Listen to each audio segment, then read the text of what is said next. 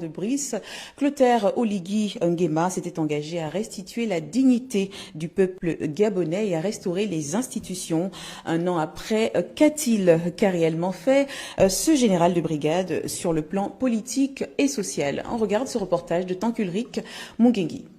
C'est dans cette ville, Ngoni, à 748 km de la capitale gabonaise, dans la province du Haut-Ogooué, que Brice Clotaire Oligui Nguema venait au monde un 3 mars 1975 et a passé toute son enfance.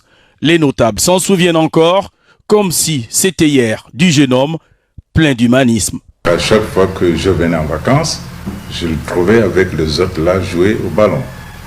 Donc c'est quelqu'un d'équipe, compte tenu qu'il écoutait les vieux de nous autres.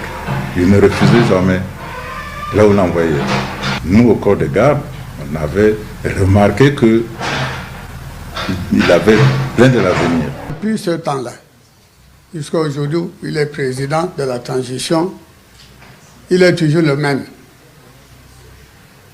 Il est toujours quelqu'un amusant, agréable. Il joue toujours avec ses parents. Vous les voyez à gauche, à droite.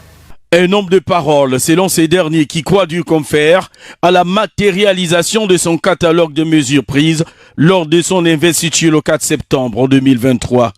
À l'heure du bilan de sa première année de magistère, les Gabonais parlent quasiment d'une même voix. Tout le pays est en chantier. C'est lui qu'ils appellent communément le libérateur, a su redonner le goût de vivre. Ça a changé. Il arrange bien les routes. Il s'occupe des gens qui sont en difficulté. Vous voyez, ça nous plaît. Mon Dieu, il a fait de bonnes choses. Comment la ville est propre. Comment le village. Il a changé le village. On voit ce qu'on appelle un grand changement. On voit le développement. On voit la tranquillité. On voit aussi le partage. C'est ça qu'on voulait dans notre pays bien-aimé, le Gabon. Les défis sont immenses et les réalisations pas des moindres, comme dans le Septentrion, précisément à Oyem, ville stratégique pour les échanges avec les pays de la sous-région. Dans la fièvre des préparatifs du 30 août, nous surprenons quelques autorités locales qui est le chapelet des réalisations sur fond de bilan. Faisons le bilan des 56 ans, comparons ce bilan à l'année que vient de nous offrir gracieusement le CTRI. Je pense que tout le Gabon aujourd'hui est en chantier. Tous les Gabonais, tels que nous sommes aujourd'hui fiers de dire que je suis Gabonais. Ce qui n'était plus le cas il y a à peine un an. J'ai la charge d'une province assez particulière, dans la mesure où c'est une province qui est transfrontalière. Et je pense que le coup de la libération du 30 août a apporté beaucoup d'espérance. Et nous pensons qu'au terme de cette première année, nous pouvons être satisfaits.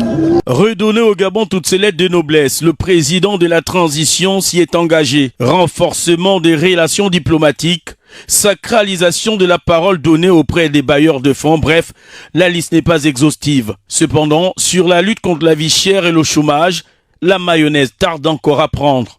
Sur le chronogramme de la transition, si le dialogue national est désormais épongé, certaines résolutions, notamment sur le code électoral et le statut des militaires au terme de la transition, créent la polémique.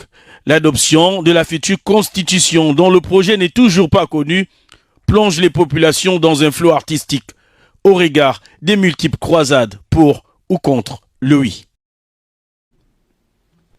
Nous accueillons sur ce plateau, justement, pour avoir plus d'analyse, Tankulrik Mungengi, du service de la rédaction de Média Afrique News. Bonsoir, Tank. Bonsoir. Vous avez fait plusieurs provinces du Gabon, un an de comité de transition pour la restauration des institutions.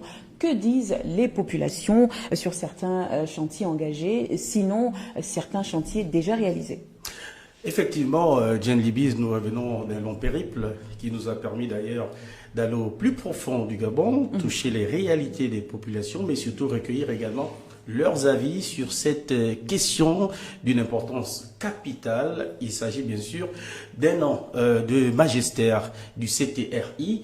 Vous le savez, le président de la transition, via le CTRI, avait donc annoncé tout un catalogue de mesures sociales pour venir à bout de plusieurs difficultés des populations. Il s'était donc aussitôt attaqué à l'amélioration des conditions de circulation, notamment les voiries urbaines dans plusieurs quartiers du Grand Libreville, à savoir Libreville, Ovendo et Akanda, mais également à l'intérieur du pays. On a pu observer quand même cette amélioration. Les routes en piteux état ont été réhabilitées et d'autres ont été créées d'ailleurs. C'est d'ailleurs le cas dans certains quartiers du 3e arrondissement où les chantiers d'ailleurs se poursuivent. Mais au-delà justement des voiries urbaines, il y a également les voies départementales. Vous avez certainement souvenance de cette difficulté pour s'y rendre dans le Haut-Ogooué, mais le Gouelolo est également en passant par la route économique, donc partant de Njolé, passant par la Lopé pour arriver à Lastroville et puis Francéville. Un parcours du combattant, et bien le CTRI n'a peut-être pas réussi aujourd'hui encore à bitumer cette voie économique, puisqu'il y a la transgabonaise qui est également là, qui est donc une autre solution. Cependant, la circulation s'est nettement améliorée de ce côté avec, n'est-ce pas, ce passage d'engin pour niveler le passage 318 km de Calvaire, notamment en partant du port d'Alembe, j'espère que vous connaissez très bien le Gabon profond, du port d'Alembe jusqu'au carrefour dit Mikouyi, c'était vraiment la croix et la bannière. Et là, désormais, nous, on a pu faire 6 heures de route. Auparavant, c'était 10 à 11 heures de route. Mais également, vous savez qu'au cours de sa tournée républicaine, le président de la transition avait donc à chaque étape décaissé une enveloppe pour l'amélioration des conditions de vie des populations. Et dans le Haut-Ogooué, il avait donc, dans le cadre de sa tournée républicaine, posé la première pierre, sinon donné le coup d'envoi de travaux de réhabilitation, sinon d'aménagement de la voie qui part de OIM pour la Guinée équatoriale. Il le disait d'ailleurs lui-même que c'était déplorable de savoir que